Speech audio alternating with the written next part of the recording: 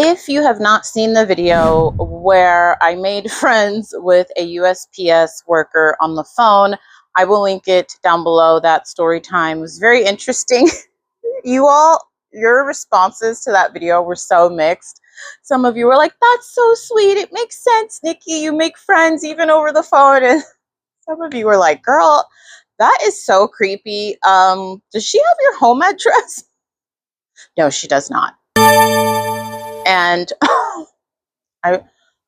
I'm choosing my words wisely because she does watch these videos, but I did tell her this is a little creepy, but thank God you seem normal and you don't have my home address. Like, we kind of made the joke that, like, oh God, girl, this is kind of weird. She even prefaced it with that. If you don't know what I'm talking about and you're like, what? Go and watch that video down below. She did give me clearance to give you all these tidbits, tips, but she is going to remain anonymous, and just remember that not every post office does what she gave me tips on, okay? It varies by location. It varies by employee. Not everywhere is going to do the things that I am talking about. Disclaimer over. Number one, and I'm actually experiencing this right now. If you ever get an attempted delivery scan or like a little note on your door, let's say you're waiting for something that is signature required, or you've shipped something out that you have put on it. I'm thinking like eBay, Etsy. I don't even think you can do that on Poshmark, but like on eBay, I can select to pay a couple extra dollars to make it signature required. I do that on every sale that's over $100. I learned the hard way on like a $300 sale, a $500 sale. If it goes missing or something happens and it gets lost, eBay always sides with the buyer, and then you have to go through the insurance. I've done story times on those situations. I will link them down below. But do you ever have, I'm going through this right now where I have a package that was supposed to be delivered to me from Switzerland and it's signature required. And I got a note on my door that they attempted delivery. I was home all day. I was missing for 1 hour to put my kid to sleep, but like I was waiting for the doorbell and no one rang the doorbell. I didn't even hear the mailman come, but he apparently came because he dropped off the mail and that note, but there was no package. So I thought, well, he dropped off the mail, but he didn't ring the doorbell, but he's saying he attempted delivery. All he had to do was ring the doorbell and I would have opened the door. She explained to me that oftentimes she has done this herself in the past when she was out in the field. She's now in the office. That in order to meet quotas, some, I have to keep using disclaimers. Of course, when I start filming, a truck pulls up. Some postal workers will put attempted delivery even though they don't have time to drop the package off. So we were talking about this instance, how this has happened a lot with this mailman, because I get quite a few deliveries where I have to do signature required, or I get a lot of deliveries that I send out to customers, specifically on eBay, and they'll be like, do you know what's going on? Because it says attempted delivery, but I was home. They didn't ring the doorbell. They just put a note. So she was telling me that they do this just to meet their quotas, to say they tried, because certain locations have quotas that they have to meet and they need to get things delivered by a certain time. So I guess it counts if they say they tried and we weren't there, but they actually didn't try. Like, it's still in the truck, which is so frustrating. I knew that was happening. Because, like I said, in this instance, I was home all day. All he had to do was ring the doorbell and I would have came. But I think he's just so swamped and backed up. So listen, I will say this video is not meant to slander any postal worker, any delivery worker, FedEx, UPS, whatever, but she did give me some insight to let me know, like, you're not crazy. That's what's happening. We just have to meet our quotas. But for me, what's frustrating is that if it says I'm not home, attempted delivery, even if I fill out that little card and say, come back again, they don't come back. At least where I live, they don't come back. I have to go and pick it up at a post office that is very far from my house. And I was like complaining to her about that. But let's just remember, all of these people are human. Some of them have like an absorbent amount of deliveries they have to make. And so she was saying, like, they can get in trouble if they don't meet their quota. So that's why they will, some people, I have to keep not air quotes, I need to explicitly say some people will do that so that they can meet their quota. And I was like, well, thank you for validating my thoughts, because I knew, I was like, am I going crazy? I swear I didn't hear the doorbell. Nobody knocked. I feel like they're just doing that. I am going to tell you, I feel like all delivery services do that. I've had the same experience with UPS, with FedEx. I currently am having that issue right now with Amazon, and this is from Amazon's delivery. Prime Day just happened. I did a video on it. I think I called it Prime Day for small business owners. If you haven't seen it, I'll link it down below. Prime Day's over, but I linked some really great items and I showed all of them that I use in my small business. So I'll link it down below. But they keep telling me stuff is delivered and it doesn't show up till 2 days after it says it's delivered. And I'm like, they're just trying to meet their quota. So I don't even I used to reach out to Amazon and be like, I think my package is missing. Maybe a porch pirate got it. But now I'm just realizing it's just these delivery people trying to make their quota. So don't think you're going nuts if you experience that. All right, this one might ruffle some feathers, but this is straight from the horse's mouth. But remember, I have to she even told me, she was like, if you're going to share this, make sure you put in the disclaimer that not all post offices will abide by these, but this is what she has seen and what people have done. Box in a bag, soft pack, non-rigid packaging can save you on cost. So I took this down verbatim. She said, in some cases, placing a small rigid box inside a large poly bag or soft mailer, thereby qualifying it for soft pack non-rigid pricing tier, gives you lower rates, especially in cubic dimensional pricing schemes.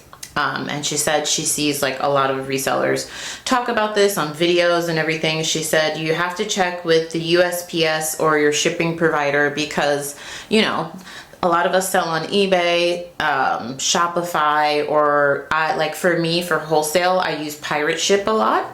So you need to check based on what carrier you use. Because I know Poshmark, we all just use one. They don't give us any choice. It's Ground Advantage. But she said some rules say that packaging must be non-rigid in certain dimensions. If you tape it very tight or overdo it, it may be rejected. Also may raise compliance concerns. So she said proceed with cautions.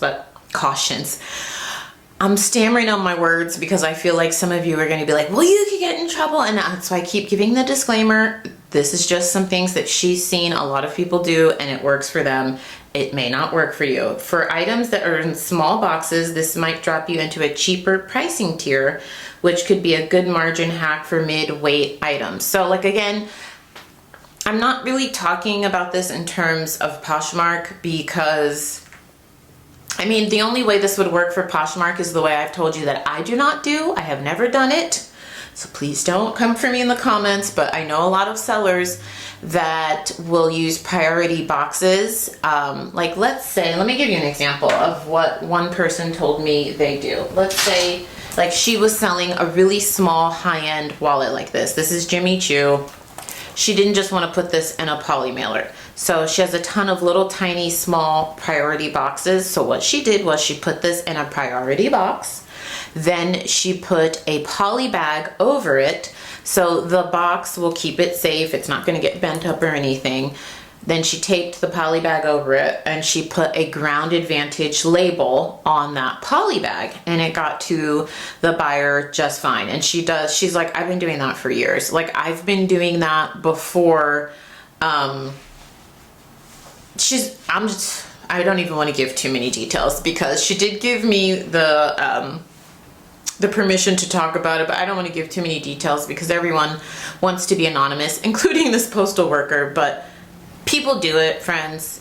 Don't comment below if you do it because people have very strong feelings about this. I want it to be very nice and calm in the comments, but that is one way. And she and I talked about that for Poshmark sellers, and she was like, listen, every post office is different, because one of you commented and said that your post office or a postmaster actually told you that she knew that those free Ground Advantage supplies were only supposed to be for Poshmark.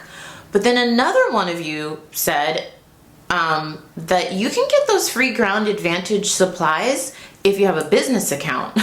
So I don't know how your postmaster would know it's just supposed to be for Poshmark. I don't know, because apparently like thousands of post office business accounts got those Ground Advantage supplies years ago. So how do they know that you don't just have a business account? And then the majority of you said, those of you that have talked to your post office, they were like, we don't care what you use those packages for. As long as you're putting a Ground Advantage label on it, we don't care if it's for eBay, Poshmark, Venus, Mars, like they don't care. That's what the majority of you said. That is what my postmaster told me also. And this employee that gave me this insight, she was like, you can tell your people this. I'm just letting you know, like 80-90% of the post offices do not care what platform you're using it for. As long as the label matches the packaging, that's all we care about. So if it's a Ground Advantage packaging, as long as you're putting a Ground Advantage label on it, that's all we care about. We don't care if you're breaking Poshmark's rules. You take that up with Poshmark. And that's the thing, friends. I talked about this in a lot of my Poshmark shipping videos. Are you breaking Poshmark's rules by using the Ground Advantage free supplies they give you to maybe use it for eBay or a Shopify sale or a Mercari sale? Yeah, you're breaking Poshmark's rules, but you're not breaking the post office rules. It's a Ground Advantage package. You put a Ground Advantage label, you're fine. If you're shipping something priority for eBay, Mercari, Shopify, whatever, as long as you put a priority label on, that's all the post office cares about. So the one of you, I don't know if you're still watching, that said that your postmaster was like, yeah, I know that these are for Poshmark and we won't take it if it doesn't have a Poshmark label on. I think you might be in the minority there, because from what I've heard from the postal worker now, and like 90% of you, is that as long as the mail product matches the shipping supply you use, they do not care. So that's what the employee specifically told me. And she also told me, like I just said, most post offices do not care if you put a box in a poly bag, as long as you don't like overly tape it or make it like super tight where they can, like, basically when she said like, if you over tape it or you put too much tape or you put like 3 poly bags, they've seen that, it kind of messes with the dimensions, it makes it thicker. But as long as you're not doing that, they don't care. And you can save on shipping. Do with that information what you will. I've already told you all, I'm not putting priority boxes in a poly bag. You know what? I said I have never done that, but I should have been more clear. I've never done that on Poshmark. I have done that on eBay years ago because I was just out of boxes, and it was something similar to this. It was like a really high-end, little tiny satchel, and I was just out of boxes. I had to get it shipped or else I was gonna miss my shipping deadline. So I put it in a tiny priority box with a poly bag. I remembered that, so I want to be honest. I have done it, but I've never done it on Poshmark just because I've always had the priority boxes, and so I never felt the need to put a poly bag over it. But I have ran out of like normal, like it used back then, it wasn't called Ground Advantage. I've been reselling for that long. The names have changed with these shipping products so often. It was called First Class. I didn't have a box that I could use for First Class. I only had priority, so I did it on eBay and it got there fine. Buyer was happy. I got 5 stars, but from what I gather direct from the horse's mouth, most post offices do not care if you do that. Just don't over tape it. Try not to make the dimensions weird, and you should be fine. And I can't remember if I told you all this in the initial video. I think I did, but she did confirm that they are prioritizing phone orders over email orders. And she said that's not just for Ground Advantage, that's for any order. Priority Mail Express, they always prioritize phone orders. And she said it's because the emails get routed to the inboxes and they can sit there for days. Like I mentioned, I emailed to get my order. That's the first way. Well, I called first. I was on hold for 15 minutes and I hung up, and I emailed. Now I think it's been like 14 days, 12 days. I don't know. I got to check my email. But she said once I email, it goes to the regional office, like for my regional office, and it sits there. And that's why they probably, she said, have like hundreds, if not thousands, because I'm in Southern California. She was like, yours is one of the busiest regions in the country. So they are slammed. You're probably like 5,000th in line. So she said, if you're trying to order shipping supplies or schedule a pickup, always call your local branch. And I do remember saying this first thing in the morning. So she said, like, even if you're doing Ground Advantage, usually it'll ask you to put like in your zip code. It's transferring you to your region. She said, try to call first thing in the morning, like the first 2 hours that they open, or the last 2 hours of the day. That's when you will get through. That's when staff are most available and before the like crazy time start on the phone. So first in the morning, last in the evening. And then, so I emailed, I told you all this, and then I got an immediate automated response. Like within 5 minutes of sending my email saying they've received it, they'll let me know when it's shipped and tracking is available. I haven't gotten any tracking. Like I said, it's been like 14 days, 12 days, something like that. And I've checked, I haven't gotten any supplies because a lot of you told me you never got tracking, you just started getting stuff showing up. She did confirm if you are emailing, you're going to get that order. So don't email more than what you want, because some of you were like, well, I never got tracking, so I emailed like 5 times. I know one of you told me you literally have 5,000 Ground Advantage supplies now, and she's like, I'm literally offering it to resellers locally. I think she's in Chicago, and she said she's had like 5 girls come and pick stuff up, but she's like, don't tell everyone, do not email multiple times. And the USPS worker, I keep almost wanting to say her name. I have to remember because she asked me to stay anonymous, but she said like they are going to ship out everything for everyone that's emailed. So do not email multiple times. If you don't get a tracking, call, place your order that way. You'll get it faster, and then tell them to cancel your email order because then they'll go in and cancel, but they're going in order, and that's why it's just taking so long. And then of course she did tell me about like free supplies. I feel like 99% of you know that, but if you didn't know, you can order free priority supplies on USPS.com. It's totally free. They ship it to you for free. I still do that because I sell on other platforms, and if you need priority shipping supplies, priority mail express, I don't use that very often, maybe like 20 times a year, and it's only when a buyer says I need something overnight. That's the only time I do priority mail express, and it's always on eBay. Always. They don't even, I wish they had that option on Poshmark, but they don't. So if the buyer's willing to pay for it, I do it. Like I said, it's like 10 to 20 times a year. So I don't have that many priority mail express, but I do have a couple hundred priority mail. And you know, you can get like envelopes. I can't talk in this video. You all know when I'm filming at the end of the day, I am Delulu. If you are new here, consider subscribing. My name is Nikki. I wake up at 4 to 5 a.m. every single day. I have a full-time job in healthcare management. I have 2 young kiddos, 2 and 4. What else can I tell you about myself? I've been married for a year. We've been together for 6 years. A funny question. I also go off on tangents. If you like putting on reselling videos and feel like you're just hanging out with a friend while you're eating, drinking, driving, listing, photographing, smoking, I don't know what you're doing,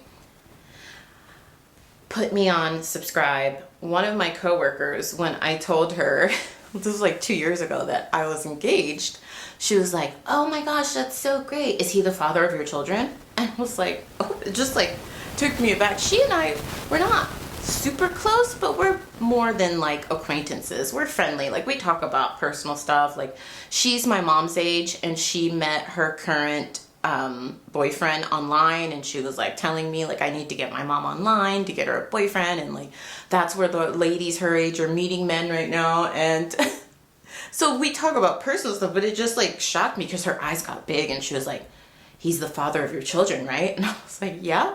She's like, is he the father of both of your children? This is her face, literally. I was like, yes, he is. He is. I felt like I was like in a confessional. She's like, okay, that's good. You're getting married. I was like, okay, thank you. Because then that came to my mind, because when I mentioned my sons are 2 and 4, somebody commented like 10 videos back, and they're like, so that guy you married, is he is he your baby daddy? Like, is he the daddy to your 2 kids? I'm like, I know I feel like a friend girl, but maybe we should put this in a public YouTube comment. So I know some of you are wondering, yes, he is the father to my 2 children. Sorry.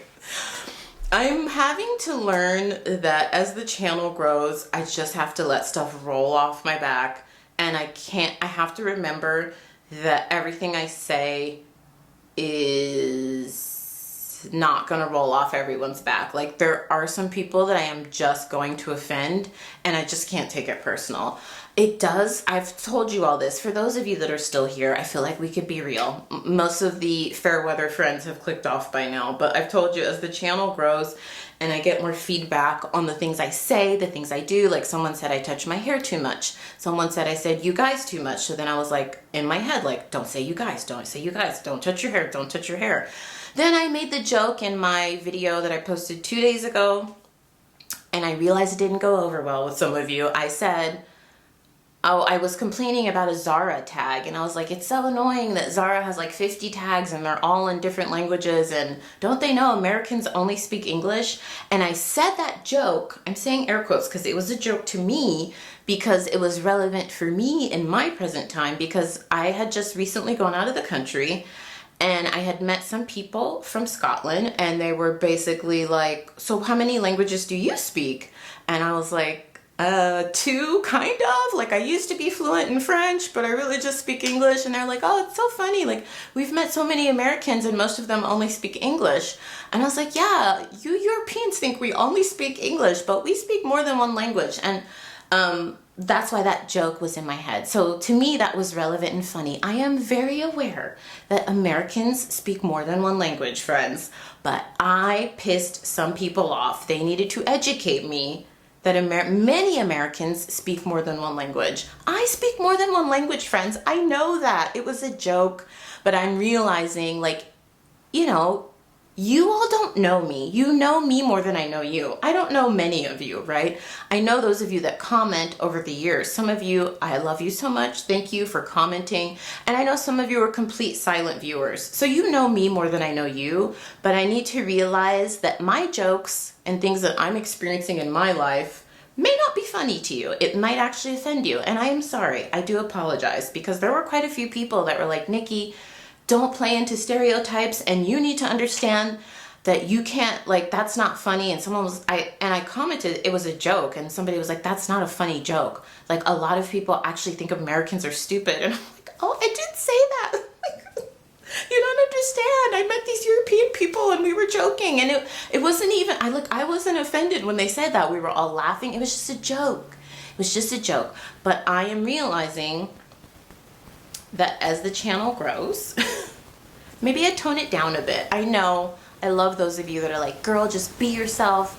You just be you. But I think for the longevity, if I want to do YouTube long term for my own sanity, I would like to offend the least amount of people as possible while still being myself. So if that means I need to tone it down just a little bit, like not say my insider jokes that I shared with European people on a trip last month that you guys probably won't get the context, I think I should do that. I do understand. I watch a lot of YouTube, and I kind of understand, especially like educational channels. I feel like my channel is more of a combination of educational and entertainment, just because I'm such a goofball, you know. But like, technically YouTube considers this an educational channel. I understand why a lot of them can be just very dry, just giving you the information you want without putting so much personality in, because once you start putting your personality in, I'm not for everyone. A lot of people tell me they don't like that I talk too much, or I ramble, or I go off on tangents. I'm not for everyone, and I get that, but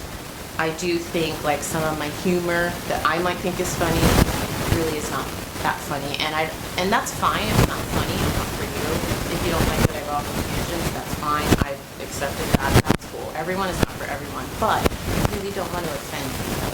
So I hear you.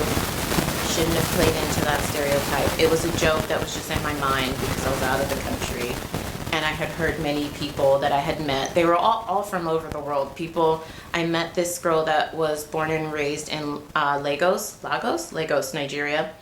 and she and I were like traveling for work, and she was like, yeah, I speak. She was amazing. She's like, I speak French, Spanish. She speaks 2 dialects from the tribes local in Lagos. She speaks Dutch.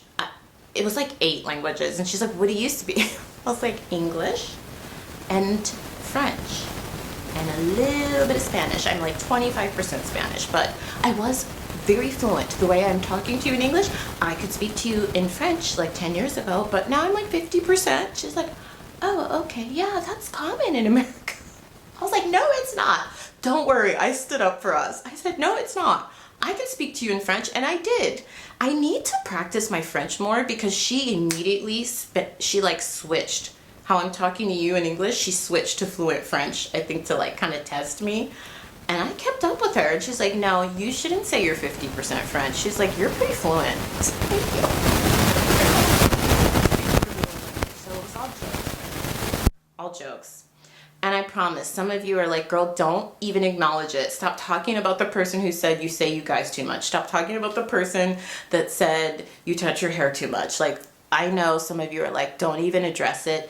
But I'm just getting used to this life, friends, okay? I've always called this my happy little corner of the internet.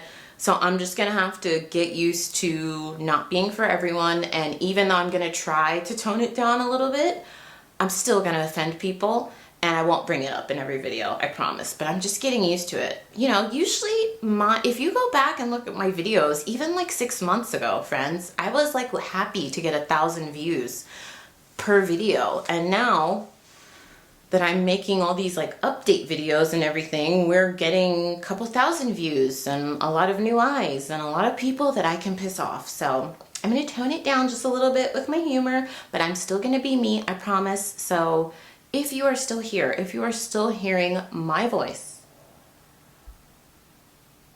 I was gonna do a code word, but I don't wanna do that to you guys. Sometimes I'll say, if you are still here, leave the word blank down below so I know you made it till the end. I won't do that on this one, but thank you to all of you that subscribe, that get my quirky, crazy tangents, that stick around to the end.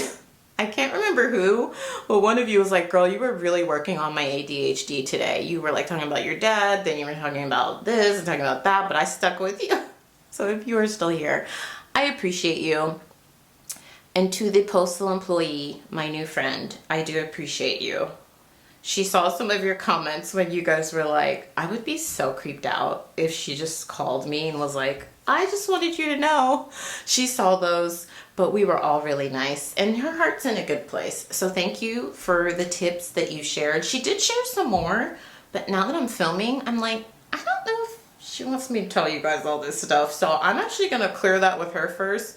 We now chat. I have her cell phone number, her email. I'm gonna clear that with her first. I don't know if she wants me telling you all that, but I feel like just the information I dropped could be helpful, especially for those of you that are Poshmark sellers, but even eBay sellers. So let me know your thoughts in the comments down below. If I can think of anything else that she shared by the time I post this video that she has cleared, because some of it I'm like, I don't know that she wants me to say that. I will put it in a pinned comment at the top of the comment section and also in the description box. YouTube's making it harder to find the description box, but I try to put as much info in there as I can. Like even sometimes when I'm wearing something really nice, I will link it down below. I am not. This is a thrifted tank top. I'm wearing all thrifted stuff. There's nothing to link for you here. It's a thrifted Lululemon top and a thrifted Lululemon leggings. I can link these down below if you want, but it's nothing special. But I put discount codes in there. I put a link to my newsletter. When you sign up for my newsletter, you get a free ebook that I created last year. It's a 100 brand bolo guide. It's a PDF. It's electronic. You can save it to your phone while you're outsourcing. And I only email you once a week. Very similar to my videos, like anything pertinent that's happening in the reselling world. And if I ever have any wholesale deals, I offer those to my email list first. I haven't in a while. I've been sold out. I've been slammed. I've been selling a lot to resellers, not resellers, to thrift stores and consignment stores. One of you asked me to make an update video on how that's going. I don't know if you're still here because I'm putting it at the end, but it's going great. I'm still selling to, I'm down to 2 stores. I had gotten up to 3 and it was too much. And that third store really wanted like a couple hundred items every week. And I'm just one person. I am one person running this business with one part-time virtual assistant and a husband that helps me ship like 3 or 4 days a week. He used to help me with shipping a lot more, but he's slammed with his full-time job right now. So I had to drop them because I was like, I can't do all of this. But I'm still selling to 2, one's a thrift store, one's a high-end consignment store. Now I'm down to like 2 times a month because I am ramping up for Q4 for my business, eBay, Poshmark, ThreadUp, The RealReal, all those things. So a lot of the stuff that I'm getting in, I'm selling myself. But I did just go yesterday and sell 100 items to a thrift store. When I say sell to a thrift store, for those of you that are new, I am actually meeting with the owners of the thrift store, like in the back of the store, and they pay me cash for everything I give them. If you want to learn how to do that, if you learn how I learned to do that, I will leave a link to that video down below. And if I forget, please remind me. I talk about linking a million things throughout a video, and sometimes I forget. So if I forget, just ask me in the comments. It might take me a couple days to get the link to you, but I will. But you also can search on my YouTube. If I ever mention a video and I don't link it, if you go to my home page on YouTube and search sell to thrift store, it actually pops up. So that's going good. Also, ThreadUp. Maybe I should do a separate video on ThreadUp. Maybe I'll do that later today because I have some updates on ThreadUp. Let me know if you guys would actually be interested in that. My bun is so high, it's not even in the shot. Let me know. Some of you may not care about ThreadUp, but if